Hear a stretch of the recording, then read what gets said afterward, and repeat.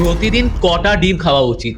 একটা, দুটো নাকি তার থেকে বেশি? চলো জানি পিওর সায়েন্স কি বলছে। আগে ভাবা হতো ডিমের কুসুম হার্টের জন্য অনেক খারাপ, কিন্তু কারেন্ট রিসার্চ বলছে খাবারের কোলেস্টেরল এবং রক্তের কোলেস্টেরল দুটোর মধ্যে কোনো সম্পর্ক নেই, বরং ডিম তোমার শরীরে গুড কোলেস্টেরল মানে এইচডিএল কে ইমপ্রুভ করতে সাহায্য করে। ডিমে আছে হাই কোয়ালিটি প্রোটিন এবং কলিন, যেটা তোমার ব্রেনের জন্য অনেক ইম্পর্টেন্ট। এছাড়াও ডিমের মধ্যে লুটেইন থাকে, যেটা তোমার চোখ ঠিক রাখতে সাহায্য করে। আর ডিম হচ্ছে পৃথিবীর সবচেয়ে সস্তা এবং অন্যতম সেরা ফুড। সায়েন্সের মতে একটা সুস্থ মানুষ সারাদিনে 1 থেকে 3 খানা হোল এগ খেতে পারে, মানে কমপ্লিট ডিম খেতে পারে। তবে তুমি যদি হেভি ওয়েট ট্রেনিং করো বা বডি বিল্ডিং তোমার মেন গোল হয়ে থাকে, তাহলে তুমি 3টের থেকে বেশিও ডিম কনজিউম করতে পারো, কিন্তু সেখানে তুমি 2 থেকে 3 খানা ডিম পুরো খেতে পারো এবং বাকি যতই ডিম খাও সেখানে কুসুমটা বাদ দিয়ে শুধু ডিমের সাদা অংশটা খেতে পারো। মনে রাখবে ডিম কিন্তু ওজন কমাতে এবং মাসেল বিল্ডিং করতে দুটোতেই সাহায্য করে। সো তোমার বেস্ট ডিমের রেসিপি কোনটা আমাকে কমেন্টে অবশ্যই জানিও।